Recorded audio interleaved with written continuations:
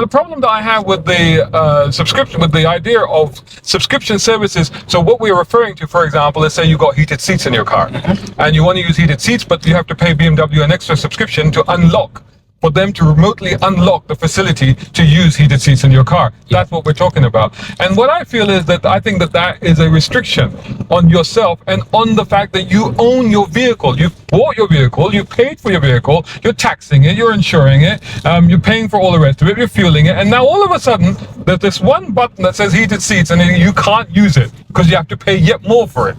Really good. Really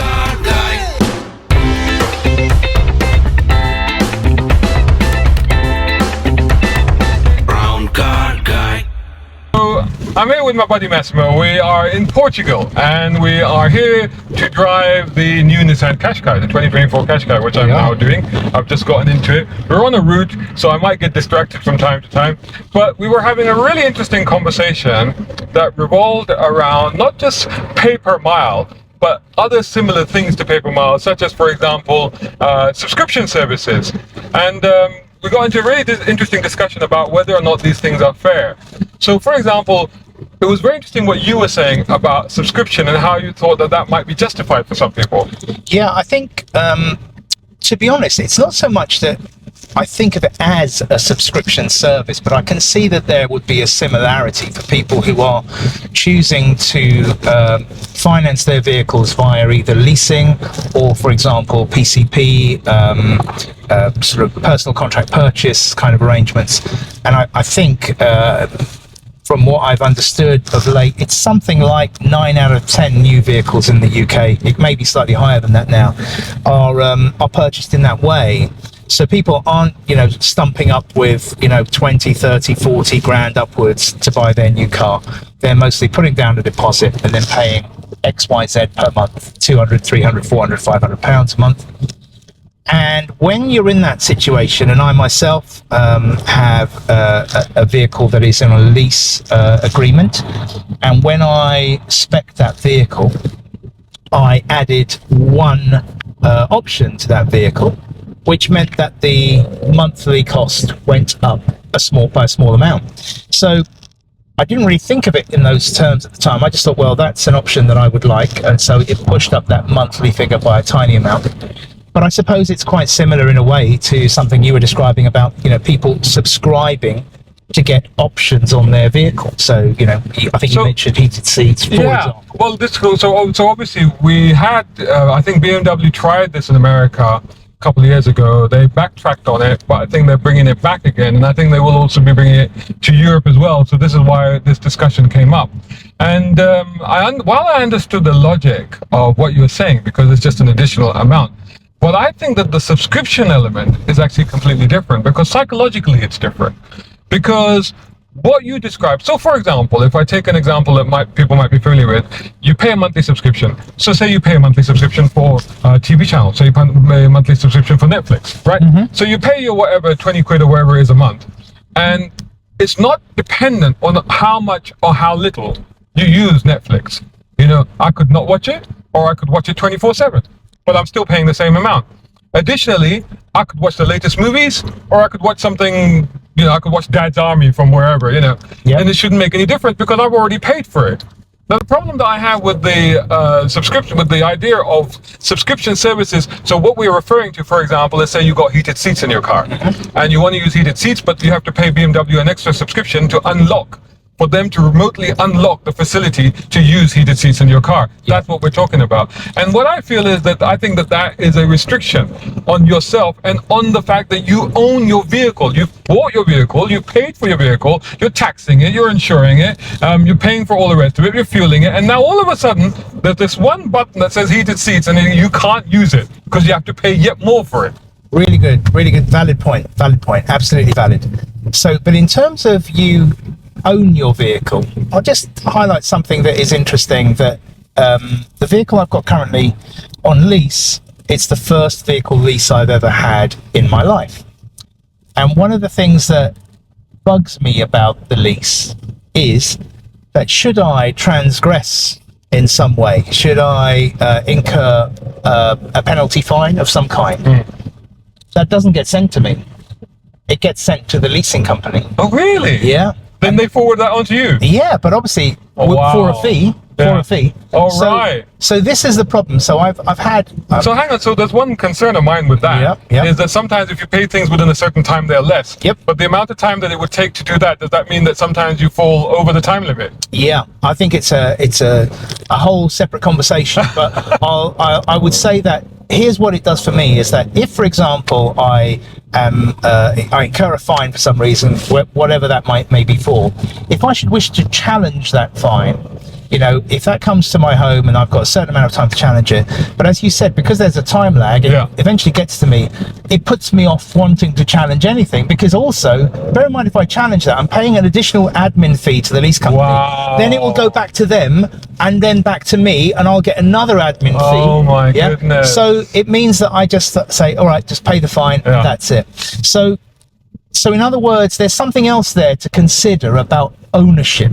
So I believe on a PCP. Is this the case with all of these leasing arrangements? No, I was going to say that I believe that is particular to a lease arrangement as opposed to a personal contract purchase. I believe on the PCP deal, the fines will come to you, so technically you own the vehicle. But as you know, the way personal contract purchase works is you pay an amount up front, you finance it over so many years, a balance, and then there is a balance to pay, a guaranteed future minimum value to pay. So when you say you own that vehicle, you've paid for that vehicle, I challenge you a little bit on that one, because I certainly don't feel really like I have ownership, and I don't feel like I'm the owner of my Let's take the car. leasing element out of it. Okay. You know, but you know, I mean, again, I still have a problem with it, because leasing, you've already organized a monthly payment, which you've agreed, which you're paying. But if you want to use an element of the car, I still think it's excessive. But let's take the leasing element out of it. What if you did have the money, you turned out with a suitcase full of money, and you said, I'm buying this BMW 7 Series. It's mine. That's it. I've paid for it. Then what? Then you drive it home and it's really got cold all of a sudden. I want the heated seats. I just handed over a briefcase full of money. For God's sakes, you know?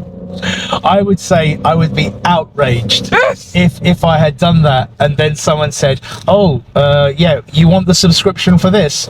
No, thank you. I mean, bring another, not another briefcase, bring another satchel of money, and then we'll give you that as well. Yeah, I mean, this is crazy, you know? I find it quite outrageous. Yeah, I do believe, but it's like we're being asked to reconsider the whole concept of vehicle ownership in a way, I suppose. That's probably what the manufacturers are pushing us towards. I mean, I remember years ago, say if I look back 20 years ago, one of my friends had moved to the US and was telling me about leasing a car, and I found it bizarre. It sounded like nonsense to me. Why would you lease a car? I thought to myself. Well, the thing surely is, you just, if you can't afford it, you know, you don't buy it. You buy what you can afford. This is a kind of an old concept, I think. I mean, we've moved on, haven't we? Because I mean, there was that concept of ownership, even with housing. The desire to own a house isn't as strong as it used to be with like the previous generation, and even with our generation. You know, so I think it is changing. Definitely, the concept. I think the concept of ownership, as you discussed earlier, is changing, and I think it will continue to change in the future, so it'll be quite different. But you know, just in a theoretical sense, it's like if you own something and then you're asked to pay more. So for example, let's take it back to basics again. Let's go back to the domestic scenario. So I bought a new television, right, and I plugged it in at home, and I'm paying the bill for electricity, and this kind of relates to pay per mile as well. I'm paying the bill for electricity, so I'm using the electricity, I'm paying for that. But then if the TV company says, right, oh, you've used it for X amount of time, you now need to pay for it. I'm like, well, you know, I mean, how does that, why should I pay for something that I bought, you know? And if they say, well, if you have a radio, and they say, well, if you want to listen to 1 hour today, then you have to pay X amount. I'm like, no, it's my radio. I want to turn it on and run it. Yeah, but you know, there is also a little chink in that, in a way, and let me put it this way. So in other words, I pay for Amazon Prime.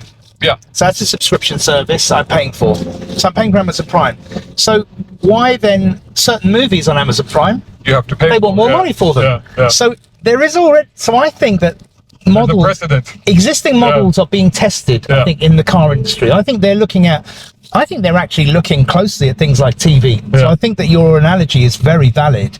I think they're looking at the way we are consuming TV. And so perhaps they're looking at how many people do actually pay extra to watch films when they're already paying for a subscription service. And if they are not outraged by that. They're kind of okay with that. Yeah. Then maybe we can get away with doing a similar thing with cars. But So what, I you, think but they're what you're chancing their suggesting arm. sounds quite insidious. It's a case of let's see how In far we 300 can meters, let's see how far we can push it, Yeah. and what we can get away with, you know. And it's almost like it goes back to what a lot of people feel about lockdown. It's like, let's see what the people will accept. Will they accept, you know, having their freedoms and their movements restricted to that level? And if the answer is yes, we'll say, well, how much further can we push that?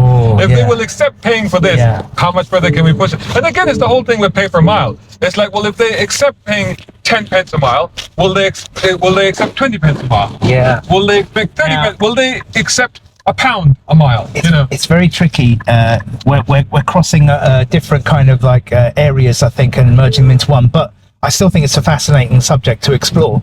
So one thing I would say about from a commercial point of view, I think it's a very, very purely capitalistic, if that's the right word, but it's about capitalism. it is. Yeah. So in other it's words, a way to make money. but I You know, think, for but I think manufacturers, I mean, to be fair to manufacturers, this is devil's advocate for a minute. From their point of view, they've sold the car, they're not making any money on it. Yep. However, this is a good way for them to continue making money on it. isn't it? Yeah, Is that absolutely. person just posing on that bench? me. We're driving to this wonderful picturesque little village in the middle of Portugal, and there's this woman just sitting on the bench with her legs up, and literally like that's a cover of a magazine I right think there. she may have been an influencer. Yeah. Possibly. I don't know. Can't be sure. Can't be sure. We should but just blame the influencers for everything, we'll blame the including influencers. Paper Yeah, Mile. yes, including you, brown car guy, influencer extraordinaire.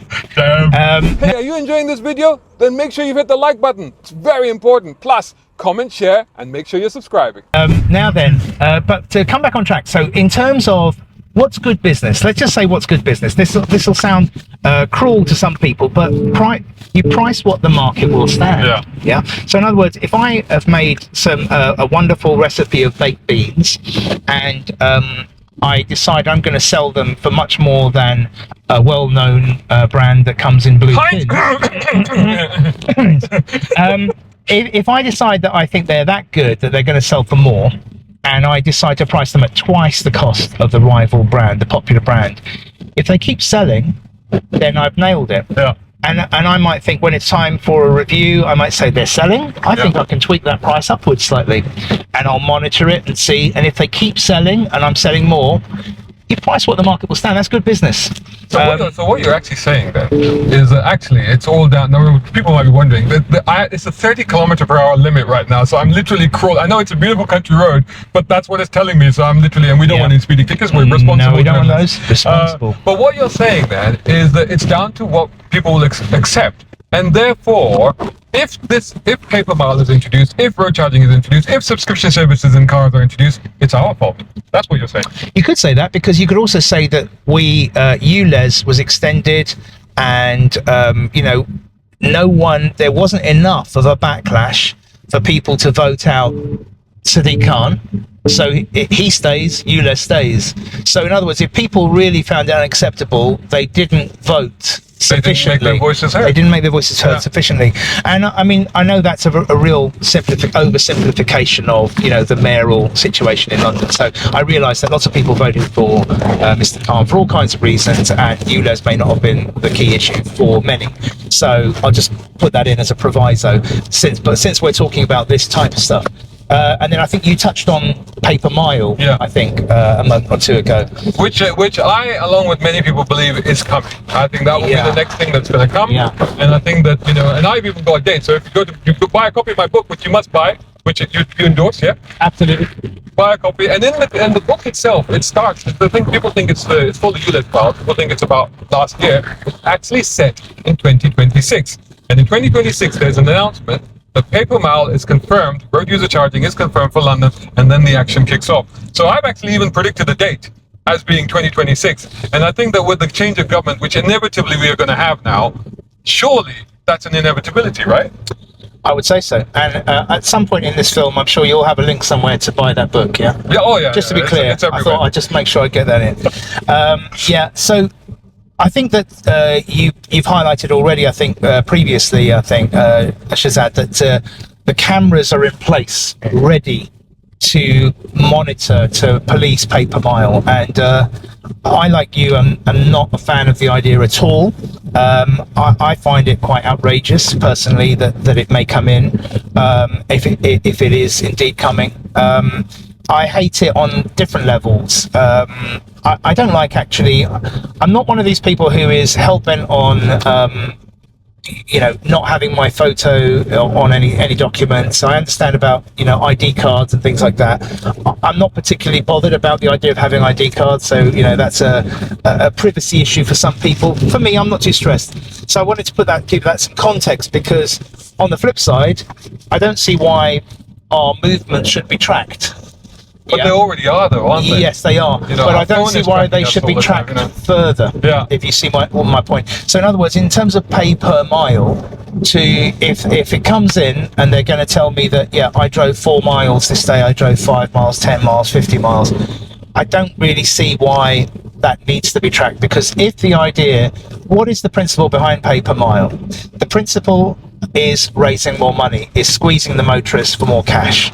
Well, there's a mechanism for that. It's called fuel tax, and we pay it right now. Indeed. And VAT. And you could argue that actually is pay per mile. It absolutely is. And it's like you say, it's something that we're already conditioned to, we're already programmed to. And it's one of those things, as I was saying to you earlier, it's like the psychology of it. Because you fill your fuel tank when it's empty. You don't think about it. Yep. But when you pay per mile, it's like at the moment, I'm paying £12.50 for every time I take my car out. I have to confess, because my car is on auto pay, I know the bill I'm going to get at the end of the month, I am rationing myself. Yep. And this is my issue with things like pay per mile, is that you start to ration yourself on something that you already own and are paying for the privilege of being able to use. I know people, and I do it myself, and I'm sure you do it as well, that like to drive a car for the purposes of mental health. Yeah. Just to go for a drive, clear your mind, clear your head. I mean, whether it doesn't work for everybody, but for a lot of us car guys, it does actually work, Yep. And suddenly you think, oh, if I go for that half an hour, 40-minute drive, that's going to cost me 20 quid. Yep. Should I do that? Yeah. I'll pay counsellor 20 quid an hour. I mean, it's like, and the other thing, and I don't want to paint you into a corner here and make out that poor Shazad, he's on benefits and the like. That's not the case. How did you know? However, what this does highlight is, in other words, if you were absolutely minted, Shazad, we'd not be having that conversation. And right? that again, yes. So I absolutely am on board with this, because who does it hurt? It hurts the people who can't afford it. Yeah. So the people who are financially, sort of like not able to just simply say, I don't care, 20 quid, 30 quid, 40 quid, I could just throw it around. So ultimately, what's the goal? So the ULEZ, so in your case, it's a case of ULEZ costing you, is it £12.50? £12.50 to drive your car, because it's not ULEZ compliant. If you were minted, wouldn't care. Right. Yeah. So, in other words, who's being penalised here? Are the rich being penalised? No.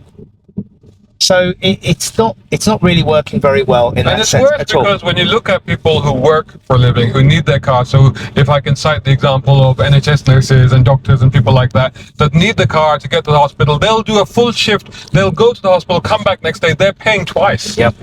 They're paying twice. That's who it hurts. If you do pay per mile, they're suddenly like, I have to pay so much money to get to work if you're in the emergency services. Yeah. That's the thing for a lot of people in central London. I find even with the police that work there, the fire brigade people that work there, they don't live in London. They have to drive in. So again, and some of them have older cars, Carers, they all drive old diesels, and diesels are all impacted. Yeah. So, so all of a sudden, it's a route to people's livelihood that you're now hurting. It is, and again, I just don't see the point. In other words, at the moment, until technology becomes, sort of unbelievably, sort of the word I'm looking for, really, unless we move to a whole new kind of energy source. Yeah. At the moment, you need fuel. You need fuel, or you need electricity. So gas.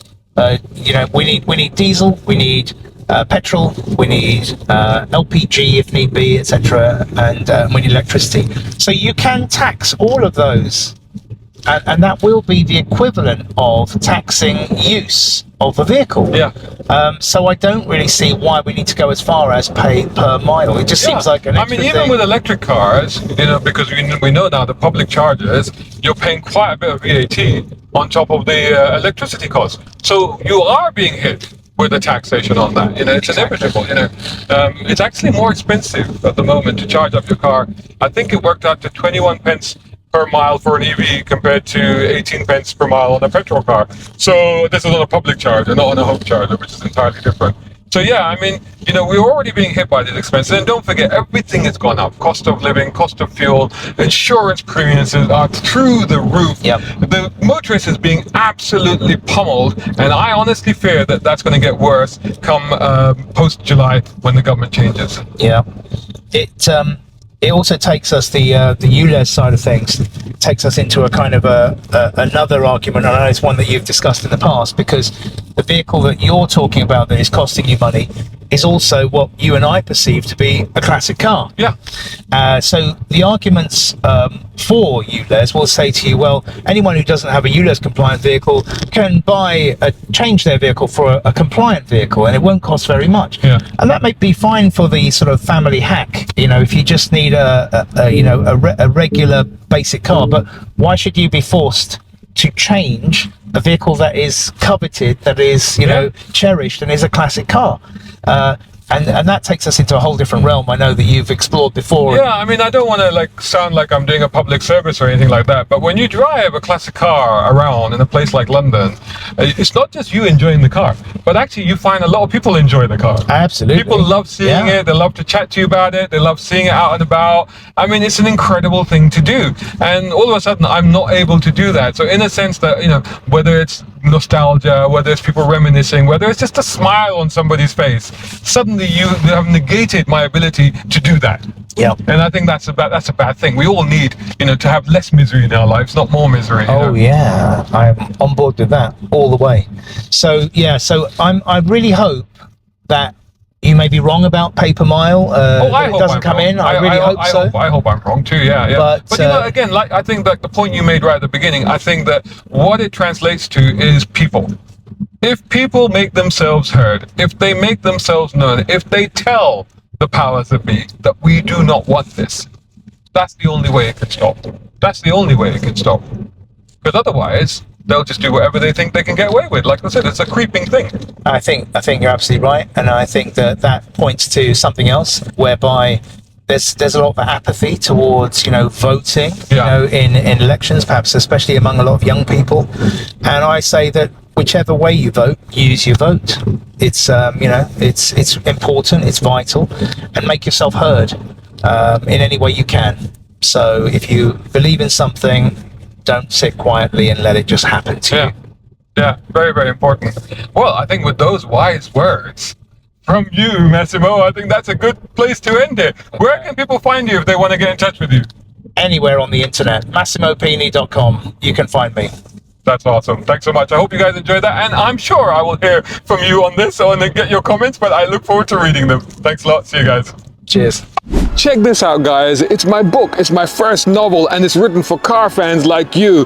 It's a fun political action thriller. It's full of cool cars and spectacular action. Get your copy now at Amazon.com. Shout out time, guys. Thank you so much. Hey, if you enjoy my content, why not get involved? Buy me a coffee. You can do that at either of these links. Or if you're watching on YouTube, buy me a thanks or take out a membership. It all helps. It really does.